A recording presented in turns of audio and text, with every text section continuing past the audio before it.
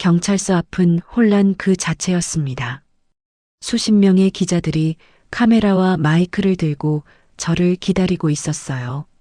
조사를 마치고 밖으로 나오는 순간 플래시가 일제히 터졌습니다. 저는 본능적으로 고개를 숙였어요. 하지만 그들은 멈추지 않았습니다. 마이크가 제 얼굴 앞으로 쏟아졌죠. 재벌묘를 왜 훼손했습니까? 윤서 씨와 어떤 관계였습니까? 돈을 노린 겁니까? 저는 아무 대답도 하지 않았습니다. 할 수도 없었어요. 고개를 숙인 채 그들을 뚫고 나가려 했지만 쉽지 않았습니다. 기자들은 계속 따라오며 질문을 퍼부었어요. 유족들에게 할 말이 있습니까? 범행을 인정하십니까? 저는 그저 걸을 뿐이었습니다. 택시에 겨우 몸을 실었고 차가 출발하는 순간에도 카메라는 저를 쫓아왔어요. 그날 저녁 뉴스는 온통 저에 관한 이야기로 가득했습니다. 제 얼굴이 모자이크 처리돼서 나왔지만 이름은 공개됐어요. 가난한 청소부, 재벌 묘 훼손 혐의로 입건이라는 자막이 화면을 가득 채웠습니다. 인터넷에는 악플이 쏟아졌습니다. 가난하다고 이런 짓까지 하나? 역시 밑바닥 인생은 다르네. 감옥에 평생 가둬야 해. 저는 휴대폰을 꺼버렸습니다. 더 이상 볼 수가 없었어요. 저는 그저 가난한 청소부일 뿐이고 묘의 주인은 재벌가의 상속녀였습니다. 세상 사람들은 제가 그녀의 묘를 훼손했다고 믿고 있었어요. 하지만 아무도 몰랐습니다. 저와 그녀 사이에 어떤 일이 있었는지, 제가 왜 그곳에 있어야 했는지 말이에요. 사람들은 진실보다 자극적인 이야기를 먼저 믿습니다. 그리고 그 진실을 밝히기 위해 한 사람이 얼마나 많은 상처를 받아야 하는지 아무도 관심이 없어요. 저는 그날 밤 차가운 유치장 바닥에 앉아 생각했습니다. 이 모든 게 어떻게 시작된 건지, 그리고 어떻게 끝날 것인지를요. 시작하기 전에 구독과 좋아요 한번 눌러주시면 감사하겠습니다. 여러분의 따뜻한 마음이 제겐 큰 힘이 됩니다. 그럼 오늘 이야기 시작하겠습니다. 제 이름은 김순희, 올해 48입니다. 저는 서울 외곽의 작은 원룸에서 혼자 살고 있어요. 남편은 제가 35이 되던 해의 사고로 세상을 떠났고 그 후로 저는 온갖 일을 하며 살아왔습니다. 식당 설거지, 아파트 경비, 그리고 지금은 고급 저택의 청소 용역 일을 하고 있죠. 사람들은 제 나이에 이런 일을 한다며 안쓰러워하지만 저는 괜찮았어요. 일할 수 있다는 것만으로도 감사했습니다. 그날도 평범한 아침이었습니다. 새벽 5시에 일어나 차가운 물로 세수를 하고 낡은 작업복을 입었어요. 지하철을 3번 갈아타고 도착한 곳은 강남의 한 대저택이었습니다. 높은 담장 너머로 보이는 정원은 마치 외국 영화에서나 볼 법한 풍경이었죠. 저는 직원용 출입구로 들어가 청소 도구들을 챙기며 하루를 시작했습니다. 새로 오신 분이세요? 관리인 아주머니가 저를 보며 물었습니다. 저는 고개를 끄덕이며 인사를 올렸어요. 아주머니는 저를 위아래로 훑어보더니 한숨을 쉬었습니다. 여기 아가씨가 좀 까다로워요. 조심하세요. 그 말의 의미를 제대로 이해한 건 그날 오후였습니다. 저는 2층 거실을 청소하고 있었어요. 크리스털 샹들리에가 빛나는 넓은 공간에서 조심스럽게 먼지를 닦아내고 있었죠. 그때 날카로운 구두 소리가 복도에서 들려왔습니다. 저는 본능적으로 고개를 들었어요. 그녀가 바로 윤서였습니다. 26살의 재벌 상속녀, 이 집의 외동딸이었죠. 긴 생머리와 하얀 피부, 명품 드레스를 입은 그녀는 마치 잡지에서 걸어 나온 것 같았습니다. 하지만 제 눈에 가장 먼저 들어온 건 그녀의 표정이었어요. 차갑고 공허한, 마치 세상 모든 것이 지루하다는 듯한 눈빛이었습니다. 당신이 새로 온 청소부예요? 그녀가 저를 내려다보며 물었습니다. 저는 얼른 허리를 숙여 인사했어요. 네, 오늘부터 일하게 된 김순희입니다. 윤서는 대답도 하지 않고 저를 지나쳐 갔습니다. 그녀의 향수 냄새가 복도에 남았죠. 저는 다시 청소를 시작했습니다. 하지만 그게 끝이 아니었어요. 1시간쯤 지났을까요? 저는 응접실로 이동해서 장식장을 닦고 있었습니다. 그곳엔 비싼 도자기와 화병들이 진열되어 있었어요. 저는 한없이 조심스럽게 먼지를 털어내고 있었죠. 그때 갑자기 뒤에서 윤서의 목소리가 들렸습니다. 거기 화병 조심해요. 그거 몇 천만 원짜리예요. 저는 깜짝 놀라 손이 떨렸습니다. 그 순간 제 팔꿈치가 옆에 있던 작은 화병을 스쳤어요. 화병은 천천히 기울어지더니 바닥으로 떨어졌습니다. 쨍그랑하는 소리와 함께 산산조각이 났죠. 저는 얼어붙었습니다. 윤서가 천천히 다가왔습니다. 그녀는 바닥에 흩어진 도자기 조각들을 내려다보며 혀를 찼어요. 어머, 이를 어쩌죠? 아버지가 정말 아끼시던 건데. 죄송합니다. 제가 변상하겠습니다. 제 목소리는 떨리고 있었습니다. 몇 천만 원이라니 저는 평생을 일해도 그 돈을 모을 수 없었어요. 윤서는 저를 차갑게 바라보았습니다. 변상이요? 당신 월급으로요? 그녀의 말투엔 조롱이 섞여 있었습니다. 저는 아무 말도 할 수 없었어요. 그저 고개를 숙인 채 서 있을 뿐이었죠. 윤서는 한숨을 쉬며 휴대폰을 꺼냈습니다. 관리실에 연락해서 정리하라고 할게요. 당신은 이번 달 월급 없을 각오는 하세요. 저는 입술을 깨물었습니다. 억울했어요. 제가 먼저 건드린 게 아니라 그녀가 갑자기 나타나서 놀래켰는데 왜 제가 모든 책임을 져야 하는 건지 이해할 수 없었습니다. 하지만 저는 아무 말도 하지 않았어요.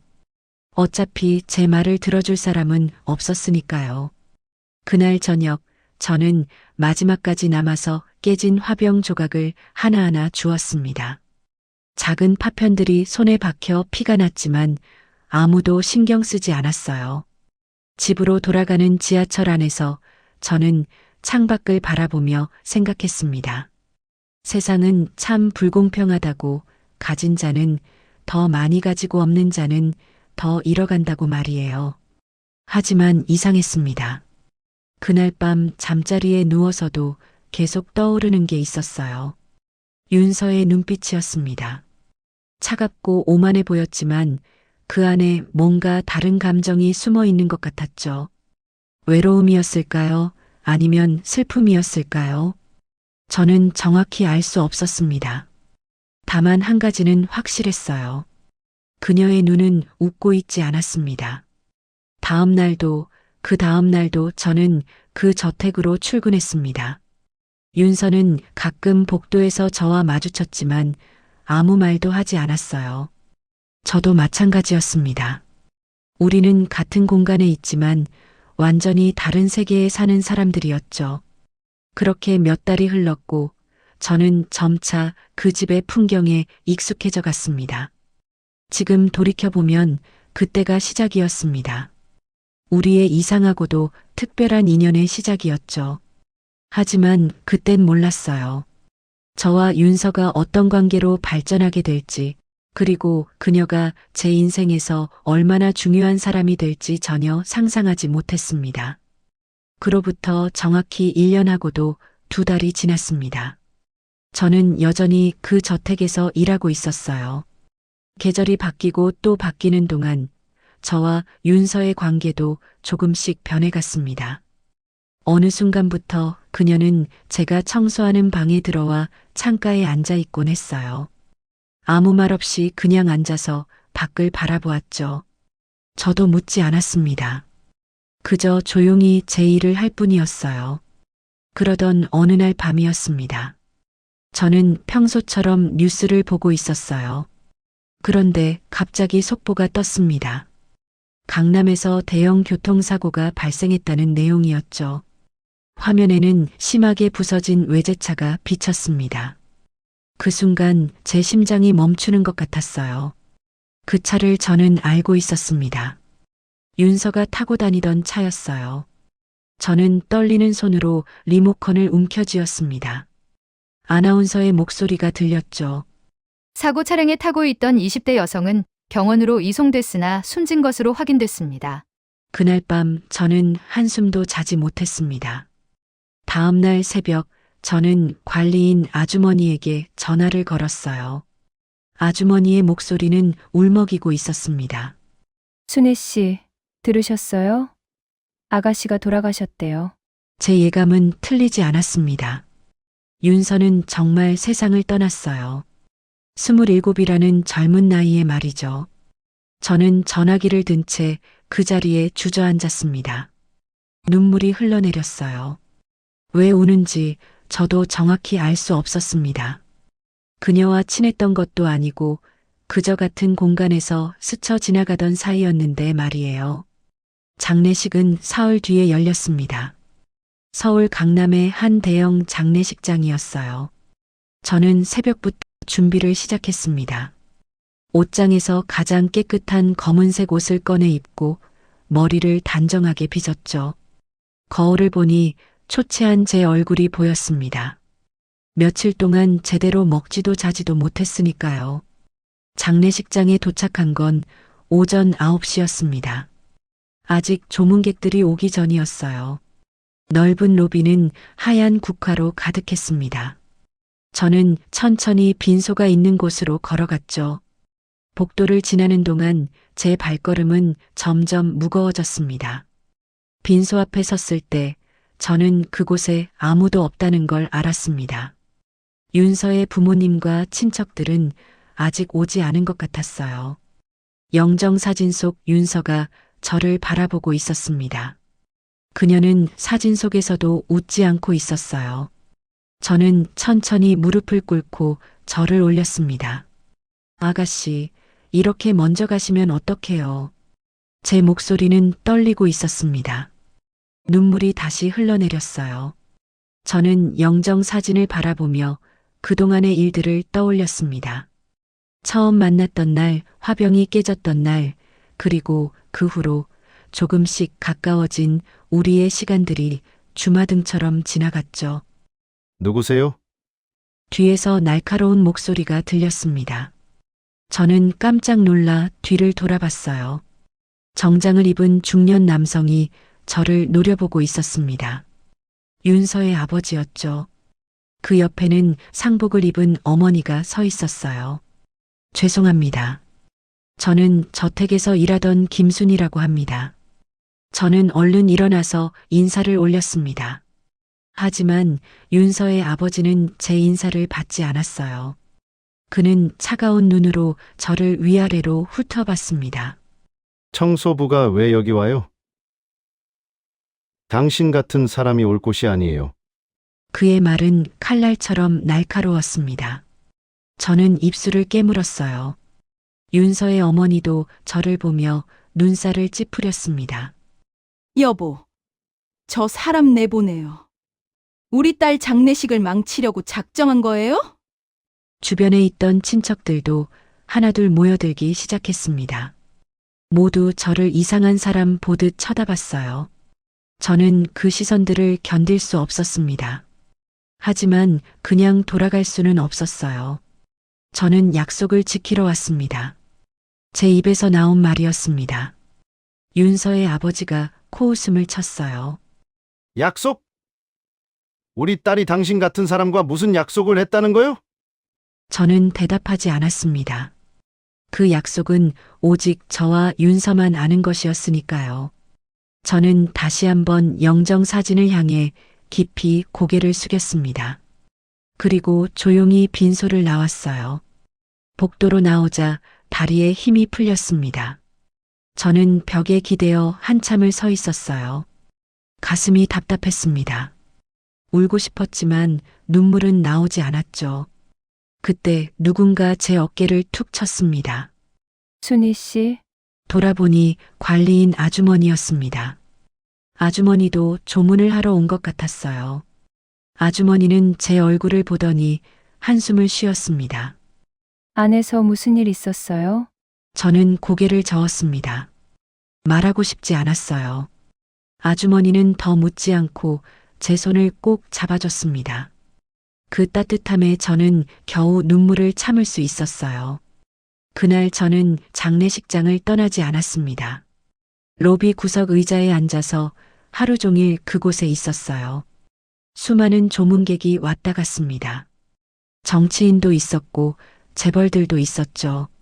하지만 진심으로 윤서를 애도하는 사람은 별로 없어 보였습니다. 그들은 그저 형식적으로 절을 하고 명함을 주고받으며 떠났어요. 해가 지고 장례식장이 어두워졌습니다. 저는 여전히 그 자리에 앉아 있었어요. 관리인 아주머니가 다가와 집에 가라고 했지만 저는 고개를 저었습니다. 그냥 여기 있고 싶었어요. 윤서 곁에 있고 싶었습니다. 밤이 깊어갈수록 장례식장은 조용해졌습니다.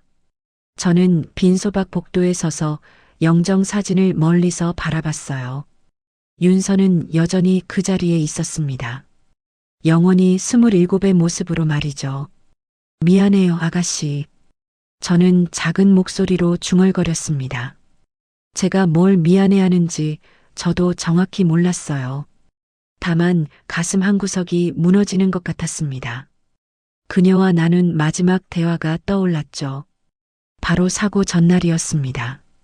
그날도 윤서는 제가 청소하는 방에 들어왔었어요.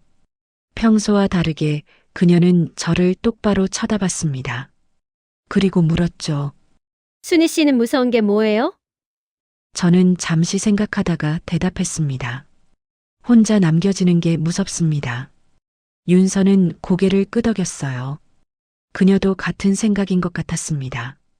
그날 그녀의 눈빛이 유독 슬퍼 보였던 게 지금도 기억나요. 그게 마지막이었습니다. 다음 날 그녀는 이 세상 사람이 아니었으니까요. 저는 장례식장 복도에 서서 밤새 그 기억을 곱씹었습니다. 그리고 다짐했어요. 제가 약속을 꼭 지키겠다고 말이에요. 장례를 치르고 일주일이 지났습니다. 윤서는 경기도 외곽의 한 공원 묘지에 묻혔어요. 저는 장례식 다음 날 그곳을 찾아갔습니다. 아침 일찍 첫 버스를 타고 2시간을 달려서 도착한 곳이었죠. 묘지는 조용했습니다. 아직 아무도 찾아오지 않은 새벽이었어요. 저는 윤서의 묘 앞에 무릎을 꿇고 앉았습니다. 아가씨, 제가 꼭 약속 지킬게요. 걱정하지 마세요. 제 목소리만이 고요한 공기를 가르며 울려 퍼졌습니다. 차가운 대리석 묘비에는 윤서의 이름과 짧은 생애가 새겨져 있었어요. 27년이라는 시간이 얼마나 짧은지 실감했습니다. 저는 한참을 그곳에 앉아 있다가 집으로 돌아왔어요. 그리고 다시 일상으로 돌아가려 했습니다. 하지만 세상은 저를 그냥 두지 않았습니다. 장례식이 끝나고 열흘째 되던 날 아침이었어요. 저는 평소처럼 뉴스를 켜놓고 아침을 먹고 있었습니다. 그런데 갑자기 속보가 나왔죠. 화면에는 낯익은 장소가 비쳤습니다. 바로 윤서의 묘지였어요.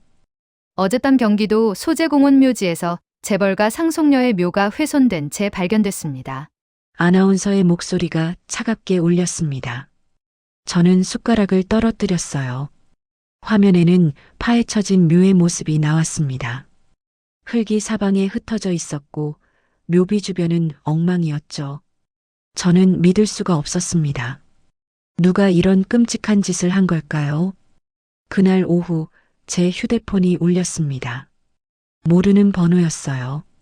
전화를 받자 낯선 남자의 목소리가 들렸습니다. 김순애 씨 맞으십니까? 저는 강남경찰서 형사 박준호입니다. 제 심장이 빠르게 뛰기 시작했습니다. 경찰이라니요. 형사는 차분한 목소리로 말을 이었어요. 지금 시간 되시면 서해 한번 나와주실 수 있으세요? 윤서 씨 묘 훼손 건과 관련해서 여쭤볼 게 있습니다. 저는 당황해서 제대로 대답도 못했습니다.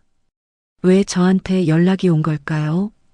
형사는 제가 대답하기도 전에 주소를 알려주고 전화를 끊었어요. 저는 떨리는 손으로 외투를 걸치고 경찰서로 향했습니다. 경찰서에 도착했을 때 이미 여러 기자가 모여 있었습니다. 카메라 플래시가 터졌어요. 저는 고개를 숙인 채 서둘러 안으로 들어갔습니다. 조사실로 안내받았죠. 차가운 형광등 불빛 아래 낡은 책상과 의자가 있었어요. 박준호 형사가 들어왔습니다. 그는 서류 몇 장을 책상 위에 펼쳐놓았어요.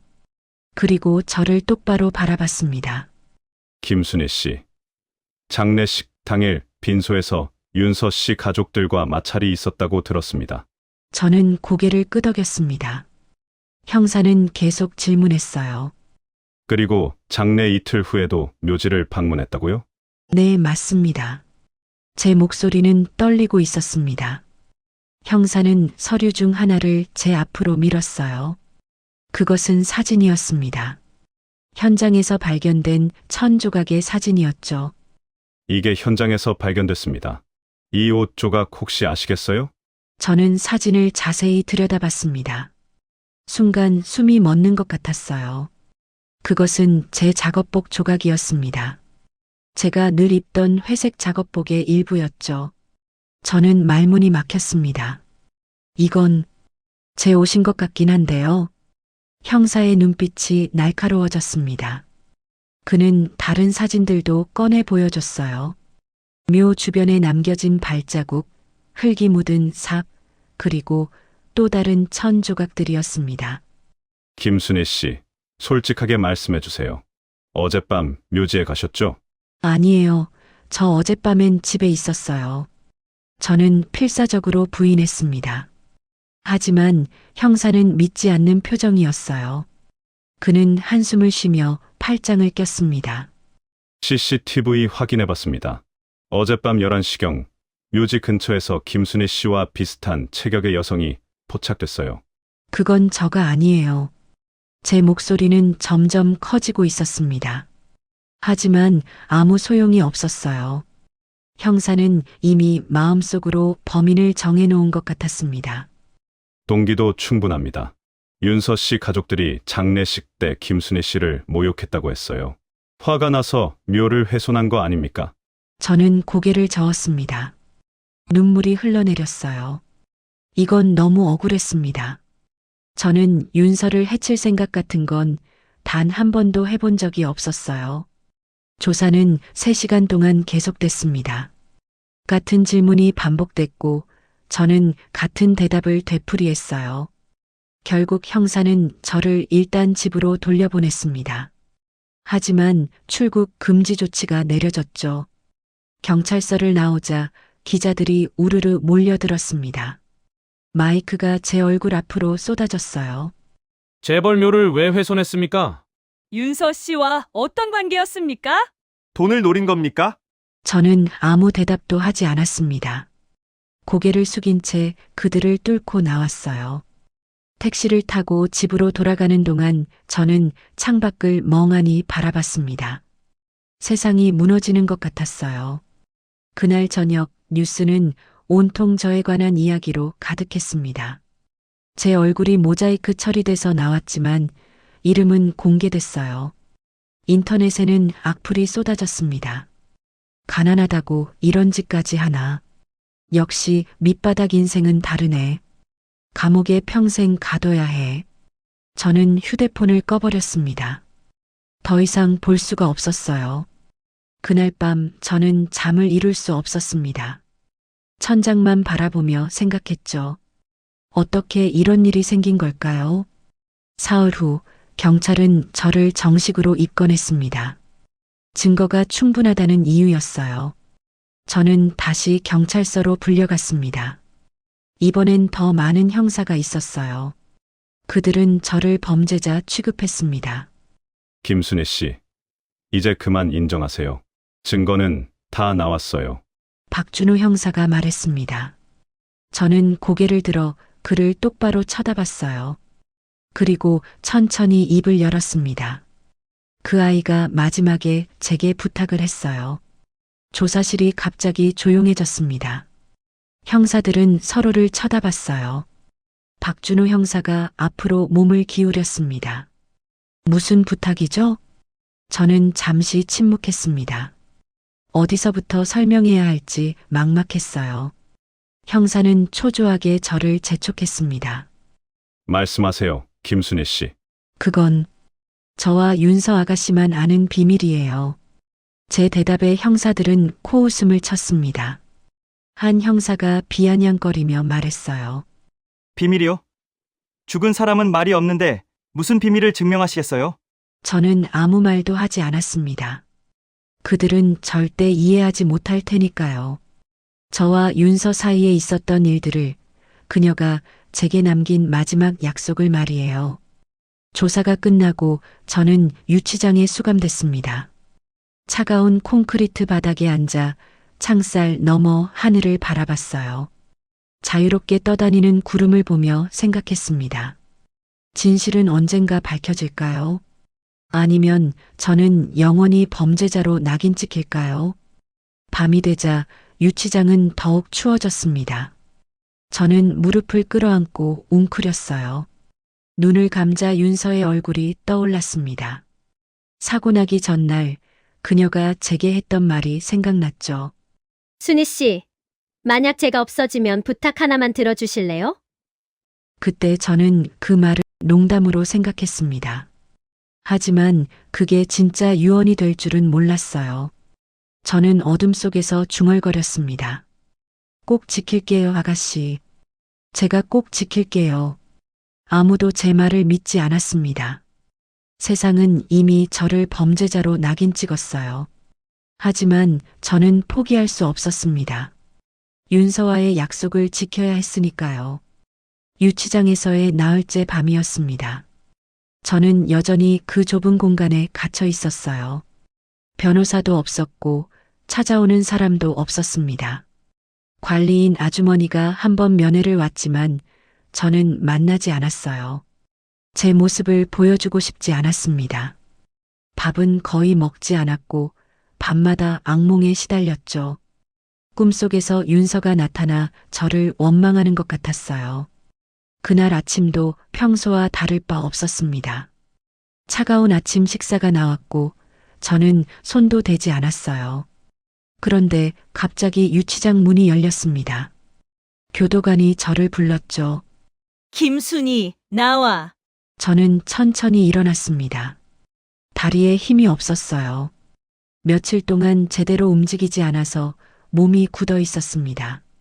교도관을 따라 복도를 걸어가는 동안 저는 무슨 일이 생긴 건지 궁금했어요. 혹시 재판 날짜가 잡힌 걸까요? 조사실에 도착하자 박준호 형사가 서 있었습니다. 하지만 그의 표정이 이상했어요. 며칠 전처럼 날카롭지 않았습니다. 오히려 당황스러워 보였죠. 그 옆에는 다른 형사 2명이 더 있었어요. 앉으세요. 박준호 형사가 말했습니다. 저는 의자에 앉았어요. 형사는 한동안 아무 말도 하지 않았습니다. 그러더니 천천히 입을 열었죠. 김순애 씨. 어제 묘지에서 재조사를 진행했습니다. 제 심장이 빠르게 뛰기 시작했습니다. 형사는 책상 위에 있던 사진 몇 장을 꺼내 제 앞에 놓았어요.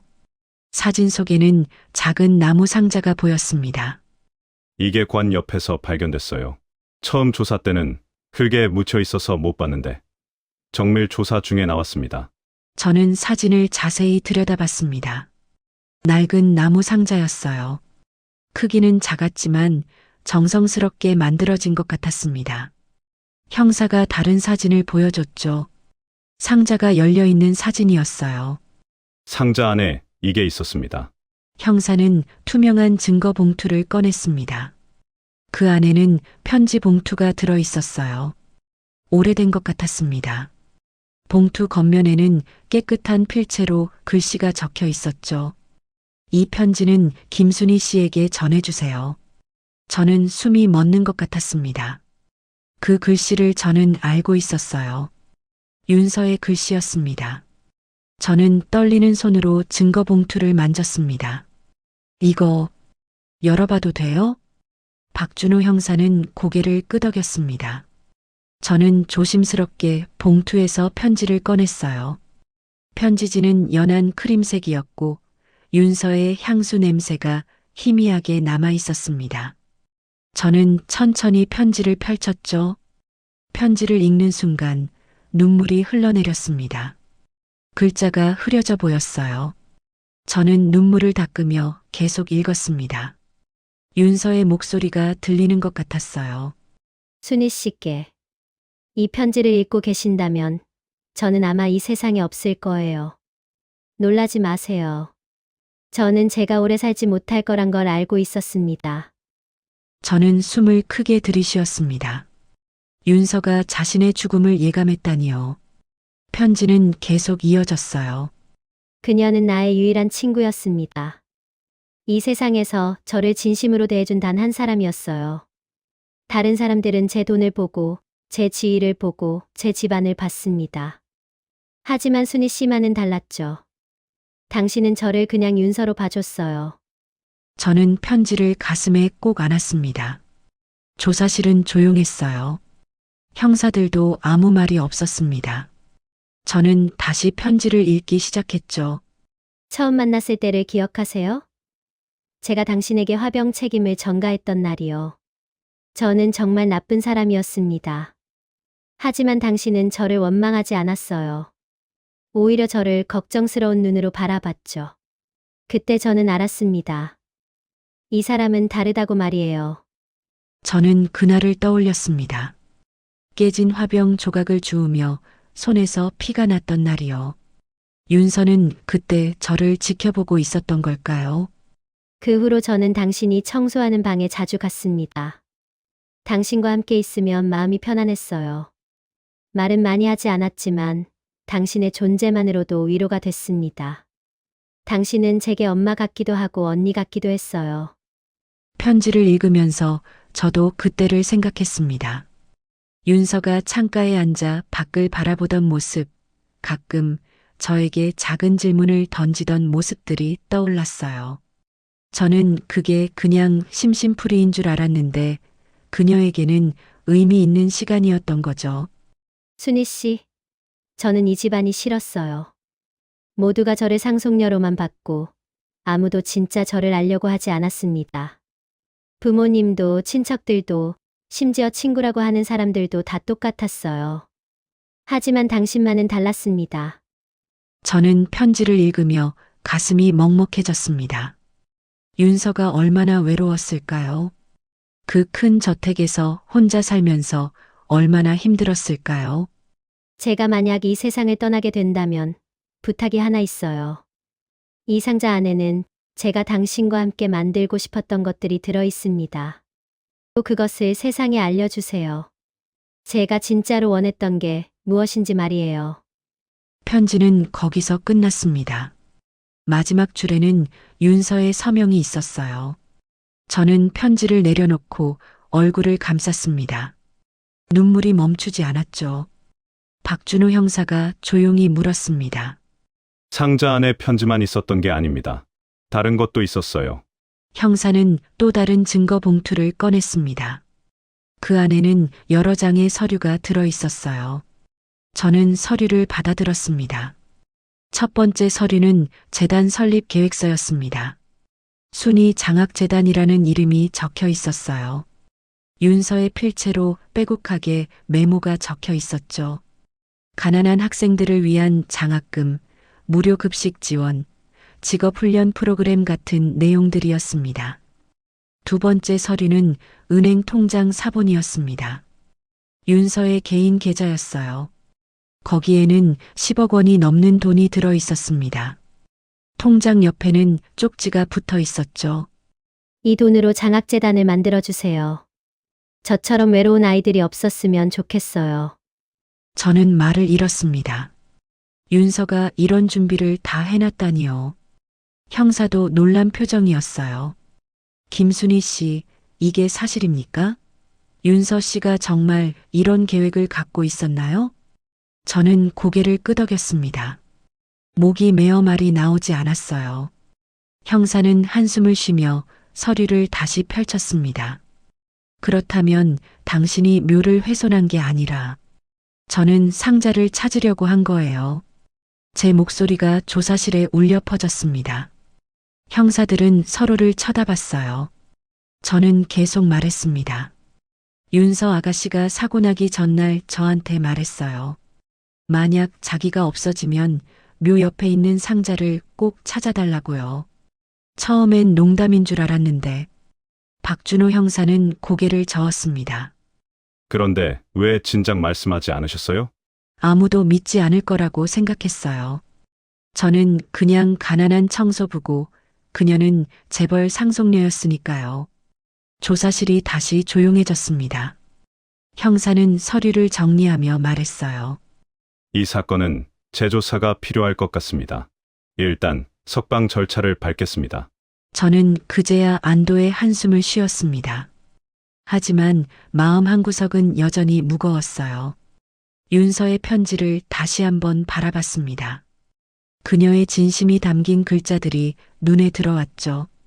그날 오후 저는 유치장에서 나왔습니다. 경찰서 밖에는 여전히 기자들이 있었어요. 하지만 이번엔 분위기가 달랐습니다.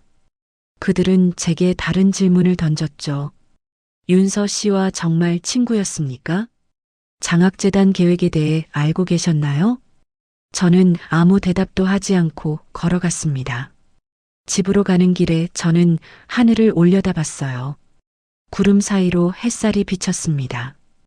윤서가 저를 보고 있는 것 같았어요. 집에 도착해서 저는 편지를 다시 꺼내 읽었습니다. 몇 번을 읽어도 눈물이 났어요. 윤서는 저를 친구라고 불러줬습니다. 신분도 나이도 환경도 다른 우리를 친구라고 말해줬어요. 고마워요, 아가씨. 저는 편지를 가슴에 안으며 중얼거렸습니다. 이제 저는 알았어요. 제가 해야 할 일이 무엇인지 말이에요. 윤서의 마지막 소원을 이루어주는 것, 그게 바로 제 임무였습니다. 밤이 되어 뉴스를 켰습니다. 이번엔 다른 내용이 나왔어요. 윤서의 편지와 장학재단 계획이 공개된 것이죠. 아나운서는 감동적인 목소리로 말했습니다. 재벌 상속녀가 남긴 따뜻한 유산, 그녀의 진심이 세상에 전해졌습니다. 저는 텔레비전을 끄고 창밖을 바라봤습니다. 별이 빛나고 있었어요. 윤서도 저 별들 사이 어딘가에 있겠죠. 저는 창가에 서서 작은 목소리로 말했습니다. 약속 꼭 지킬게요. 제가 당신의 꿈을 이루어 드릴게요. 석방된 다음 날 저는 윤서의 집을 찾아갔습니다. 정확히 말하면 그녀의 가족을 만나러 간 거였어요. 상자 안에 있던 서류들을 보여드려야 했습니다. 저택 앞에 서니 다리가 떨렸어요. 하지만 저는 용기를 내서 초인종을 눌렀습니다. 잠시 후 집사가 문을 열었고 저는 윤서의 아버지를 뵙고 싶다고 말했죠. 응접실로 안내받았습니다. 며칠 전과는 다른 분위기였어요. 윤서의 아버지는 소파에 앉아 저를 기다리고 있었습니다. 그의 얼굴은 많이 수척해져 있었어요. 어머니도 옆에 계셨는데 눈가가 퉁퉁 부어 있었습니다. 두 분 모두 딸을 잃은 슬픔에 잠겨 있는 게 보였죠. 저는 조심스럽게 가방에서 서류들을 꺼냈습니다. 윤서가 남긴 재단 설립 계획서, 은행 통장 사본, 그리고 그녀의 편지였어요. 윤서의 아버지는 떨리는 손으로 서류를 받아들었습니다. 한참을 들여다보시더니 눈물을 흘리기 시작했어요. 어머니도 편지를 읽으시며 울음을 터뜨렸습니다. 저는 그 모습을 지켜보며 함께 눈물을 흘렸어요. 한참이 지나서야 윤서의 아버지가 입을 여셨습니다. 목소리가 많이 갈라져 있었어요. 이걸 우리가 몰랐다니. 우리 딸이 이런 생각을 하고 있었다니. 저는 고개를 숙였습니다. 그분들도 윤서를 제대로 알지 못했던 거죠. 아버지는 서류를 내려놓고 저를 바라봤습니다. 그의 눈빛에는 미안함이 가득했어요. 순희 씨, 정말 죄송합니다. 장례식 때 당신을 그렇게 대해서 괜찮습니다. 저도 이해해요. 저는 작은 목소리로 대답했습니다. 실제로 저는 그분들을 원망하지 않았어요. 갑자기 나타난 낯선 사람을 의심하는 건 당연한 일이었으니까요. 어머니가 손수건으로 눈물을 닦으며 물으셨습니다. 우리 딸이 당신을 정말 좋아했나 보네요. 친구라고 했죠? 저는 고개를 끄덕였습니다. 그리고 천천히 이야기를 시작했어요. 윤서와 제가 어떻게 가까워졌는지, 그녀가 얼마나 외로워했는지, 그리고 우리가 함께 나눴던 시간들에 대해 말했습니다. 사실 윤서와 저는 화병 사건 이후로도 계속 만났어요. 처음엔 우연처럼 복도에서 마주치는 정도였습니다. 하지만 점차 윤서는 제가 청소하는 시간을 알고 일부러 그 방으로 왔죠. 말은 많이 하지 않았지만 함께 있는 것만으로도 편안해 보였어요. 어느 날 윤서가 저에게 물었습니다. 제가 가장 행복했던 순간이 언제냐고요. 저는 잠시 생각하다가 대답했어요. 남편과 처음 만났던 날, 그리고 아이를 가졌다는 걸 알았을 때라고 말이죠. 비록 아이는 유산했지만 그 짧은 순간만큼은 세상에서 가장 행복했다고 했습니다. 윤서는 제 이야기를 조용히 듣더니 말했어요. 자기는 그런 순간이 없다고, 태어나서 한 번도 진짜 행복했던 적이 없다고 말이죠. 그 말을 듣고 저는 가슴이 아팠습니다. 모든 걸 가진 것처럼 보이는 그녀가 실은 아무것도 가지지 못한 사람이었던 거예요. 그날 이후로 우리는 더 자주 이야기를 나눴습니다. 윤서는 자신의 꿈에 대해 말했어요. 가난한 아이들을 돕고 싶다고, 자기처럼 외롭고 힘든 사람들에게 희망을 주고 싶다고 했죠. 저는 그 이야기를 들으며 윤서를 다시 보게 됐습니다. 그녀는 냉정한 재벌 상속녀가 아니라 따뜻한 마음을 가진 한 사람이었어요. 윤서는 몇 달에 걸쳐 장학재단 계획을 세웠습니다. 어떤 학생들을 도울지, 어떻게 선발할지, 얼마나 지원할지 세세하게 정리했어요. 가끔 저에게 의견을 물었고 저는 제가 아는 한도 내에서 조언을 드렸습니다. 그 과정이 즐거웠어요. 함께 무언가를 만들어간다는 느낌이 들었죠. 사고 나기 한 달 전쯤이었습니다. 윤서는 저를 작은 카페로 불렀어요. 저택 밖에서 만난 건 그때가 처음이었습니다. 윤서는 평소와 달리 화장도 하지 않고 수수한 옷을 입고 있었어요. 그녀는 제 맞은편에 앉아 진지한 표정으로 말했습니다. 순희 씨, 제가 부탁 하나만 들어주실 수 있을까요? 저는 고개를 끄덕였어요. 윤서는 잠시 망설이다가 입을 열었습니다. 만약 자기에게 무슨 일이 생기면 묘 옆에 묻힌 상자를 꼭 찾아달라고 했죠. 그 안에 중요한 것들이 들어있다고 꼭 세상에 알려달라고 부탁했어요. 저는 그 말을 농담으로 생각했습니다. 아직 젊고 건강한데 무슨 걱정이냐고 웃으며 넘겼죠. 하지만 윤서는 웃지 않았어요. 그녀는 진지한 눈빛으로 저를 바라보며 다시 한번 부탁했습니다. 저는 그때 뭔가 이상하다고 느꼈어요.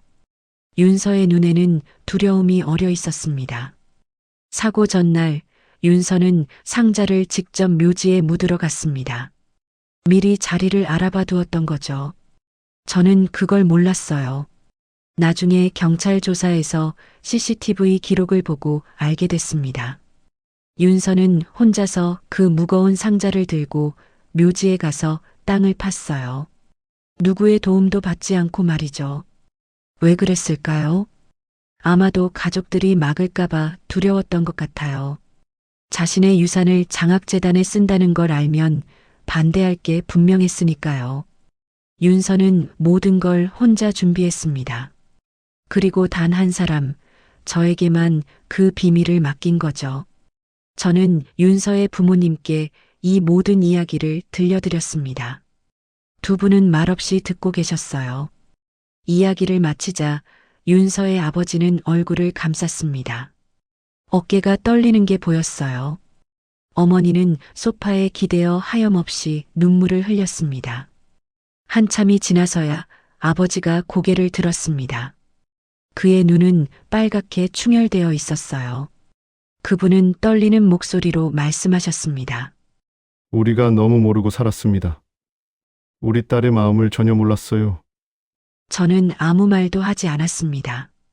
그저 조용히 그분들의 슬픔을 지켜볼 뿐이었어요. 아버지는 책상 위에 놓인 재단 설립 계획서를 다시 펼쳤습니다. 한 장 한 장 넘기며 읽는 그분의 손이 계속 떨렸죠. 이 계획을 시행하겠습니다. 우리 딸의 마지막 소원이니까요. 아버지의 말에 저는 고개를 끄덕였습니다. 어머니도 눈물을 닦으며 동의하셨어요. 그날 우리는 오랫동안 이야기를 나눴습니다. 재단을 어떻게 운영할지, 누구를 도울지, 윤서의 이름을 어떻게 남길지에 대해 의논했죠. 해가 지고 저는 저택을 나섰습니다. 현관문을 나서는데 윤서의 아버지가 저를 불렀어요. 그분은 제 손을 꼭 잡으며 말씀하셨습니다. 감사합니다. 우리 딸의 마지막 친구가 되어 주셔서요. 저는 고개를 숙였습니다.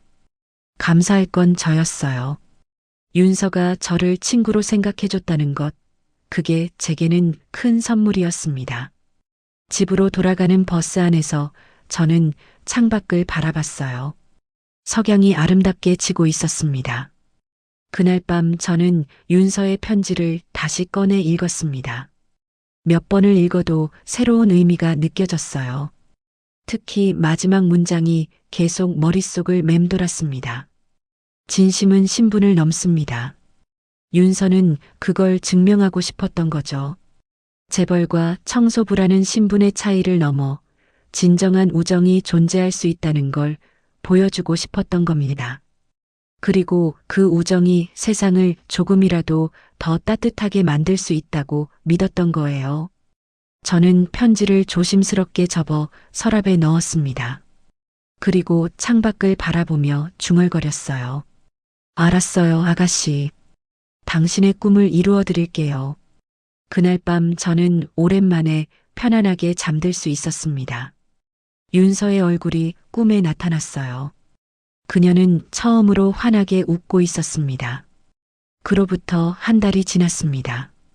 윤서의 가족과 저는 재단 설립을 위해 여러 번 만났어요. 변호사, 회계사, 사회복지사들과 함께 회의를 했고 윤서가 남긴 계획서를 바탕으로 구체적인 실행 방안을 만들어 갔습니다. 처음에는 낯설고 어려웠지만 점차 익숙해졌어요. 윤서의 아버지는 저를 재단 이사 중 한 명으로 임명하셨습니다. 저는 그럴 자격이 없다고 거절했지만 아버지는 고집을 꺾지 않으셨죠. 재단 이름은 윤서 장학재단으로 정해졌습니다. 윤서의 어머니가 직접 제안하신 이름이었어요. 재단은 가난한 학생들에게 장학금을 지원하고 홀로 자녀를 키우는 가정의 생활비를 보조하며 직업훈련 프로그램을 운영하는 것을 목표로 삼았습니다.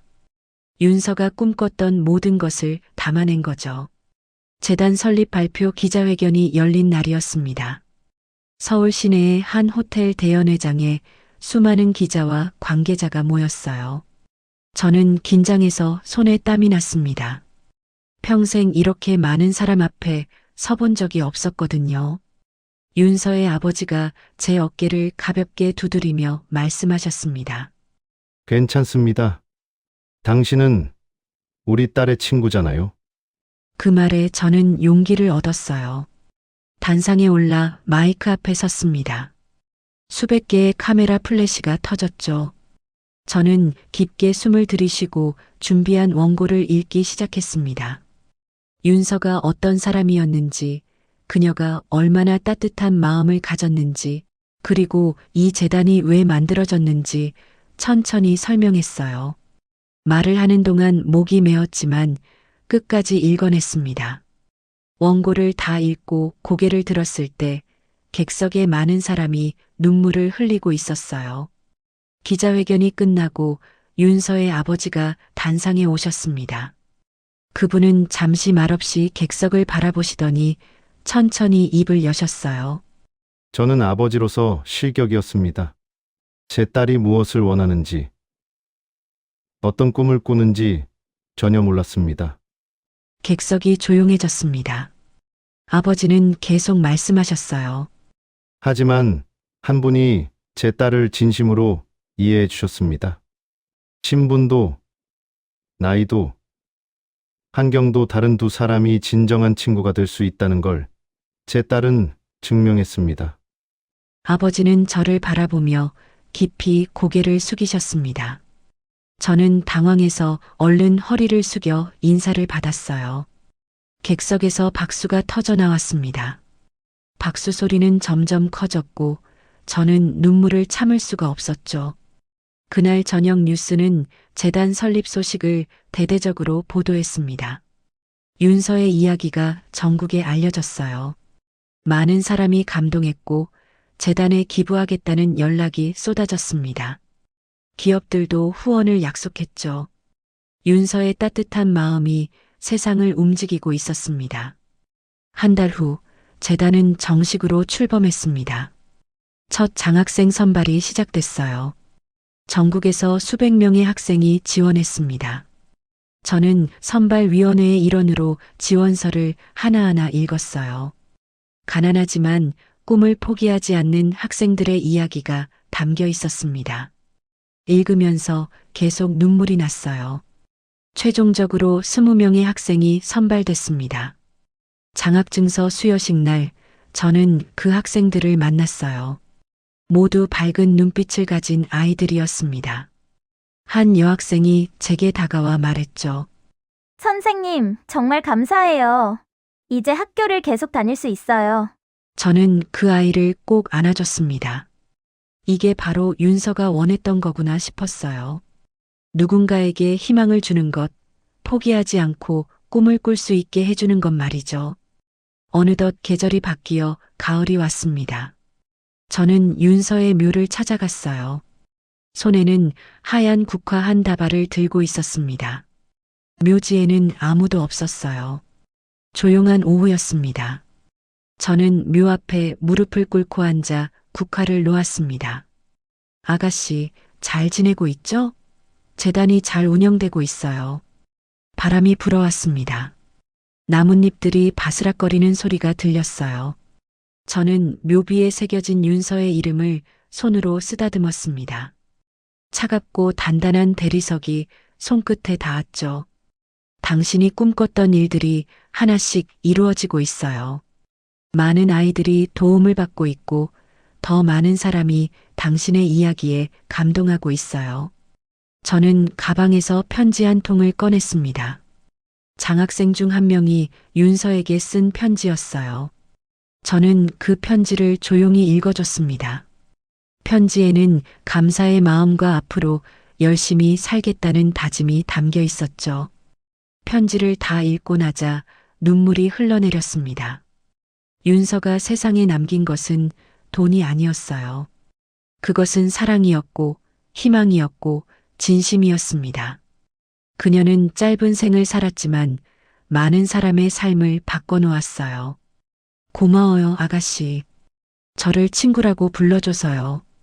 저는 묘비에 이마를 대고 한참을 그렇게 있었습니다. 윤서의 목소리가 들리는 것 같았어요. 그녀가 웃으며 말하는 것 같았죠. 순희 씨, 우리 친구잖아요. 저는 고개를 들어 하늘을 올려다봤습니다. 파란 하늘에 하얀 구름이 떠 있었어요. 묘지를 나서는데 뒤에서 누군가 저를 불렀습니다. 돌아보니 윤서의 어머니였어요. 어머니는 저를 보며 미소 지으셨습니다. 예전처럼 차갑지 않은 따뜻한 미소였어요. 저도 딸한테 인사하러 왔어요. 우리는 함께 묘로 돌아갔습니다. 어머니는 준비해온 꽃을 놓으시며 윤서에게 말씀하셨어요. 윤서야, 엄마가 미안해. 내 마음을 몰라줘서. 이제는 알겠어. 내가 얼마나 좋은 아이였는지. 어머니의 목소리가 떨렸습니다.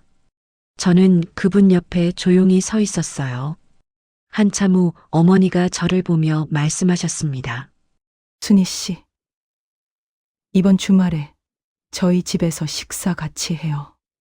가족처럼요. 저는 놀라서 어머니를 바라봤습니다. 어머니는 제 손을 꼭 잡으셨어요. 우리 딸의 친구니까요. 당신도 우리 가족이에요. 그 말에 저는 눈물이 났습니다.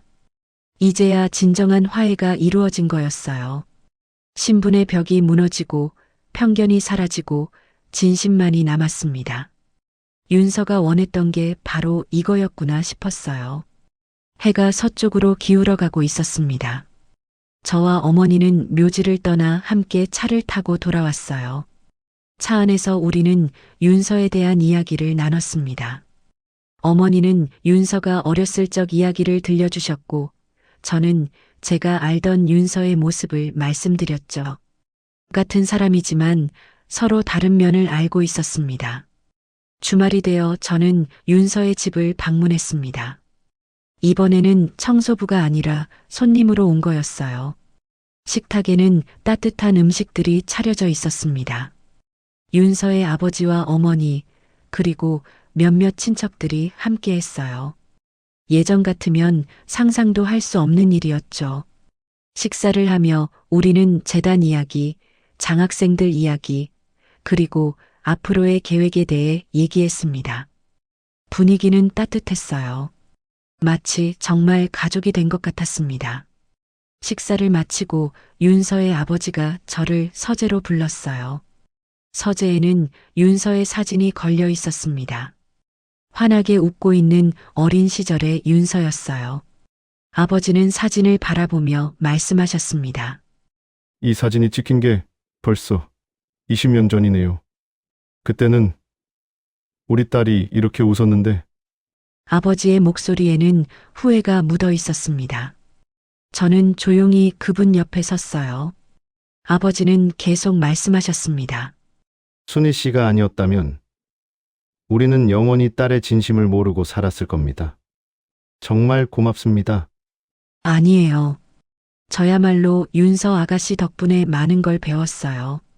우리는 한참을 서재에 서서 윤서의 사진을 바라봤습니다. 시간이 흘러도 그 미소는 변하지 않았어요. 영원히 그 순간에 머물러 있는 윤서였습니다. 집으로 돌아가는 길, 저는 버스 창밖을 바라봤습니다.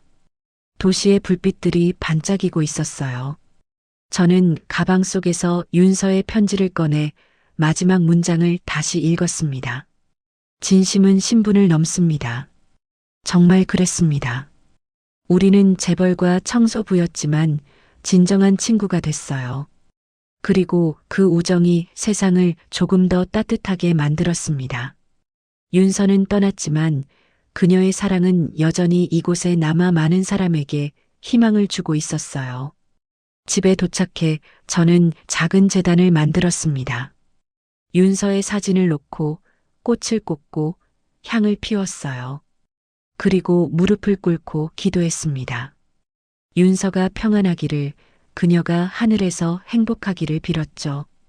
그날 밤 저는 오랜만에 깊은 잠에 빠져들었습니다. 꿈속에서 윤서를 만났어요. 그녀는 하얀 드레스를 입고 환하게 웃고 있었습니다. 저는 꿈속에서 윤서에게 달려가 안겼어요. 윤서가 제 귀에 속삭였습니다. 순희 씨, 고마워요. 제 꿈을 이뤄줘서요. 저는 눈물을 흘리며 대답했습니다. 아니에요, 아가씨. 제가 더 고마워요. 꿈에서 깨어났을 때 베개가 젖어 있었습니다. 저는 창밖을 바라봤어요. 새벽이 밝아오고 있었습니다. 새로운 하루가 시작되고 있었죠. 저는 침대에서 일어나 창문을 열었습니다. 신선한 공기가 들어왔어요. 오늘도 열심히 살게요, 아가씨. 저는 하늘을 향해 작게 말했습니다. 그리고 하루를 시작할 준비를 했어요. 재단에는 할 일이 많았습니다. 새로운 장학생을 선발해야 했고, 후원자들을 만나야 했고, 프로그램을 점검해야 했죠.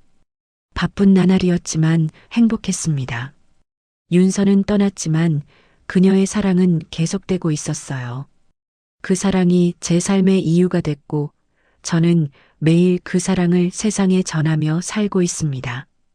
사람의 높이는 가진 돈이 아니라 끝까지 약속을 지키는 마음으로 정해진다는 걸 저는 윤서를 통해 배웠습니다.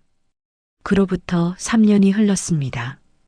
윤서 장학재단은 이제 전국적으로 알려진 단체가 됐어요. 100명이 넘는 학생들이 장학금을 받고 있고 수십 가구가 생활 지원을 받고 있습니다. 저는 여전히 재단 이사로 일하며 윤서의 꿈을 이어가고 있어요. 가끔 묘지를 찾아가 윤서에게 근황을 전합니다. 바람이 불 때마다 그녀가 대답하는 것 같아요. 지난주에 첫 장학생 중 한 명이 대학을 졸업했습니다. 그 학생은 졸업식 후 저를 찾아와 말했죠. 선생님, 저도 나중에 누군가를 도울 수 있는 사람이 될게요. 그 말을 듣는 순간 가슴이 벅차올랐습니다. 윤서의 사랑이 이렇게 계속 이어지고 있구나 싶었어요. 오늘도 저는 재단 사무실로 출근합니다. 책상 위에는 윤서의 사진이 놓여 있어요. 그 사진을 보며 저는 다짐합니다.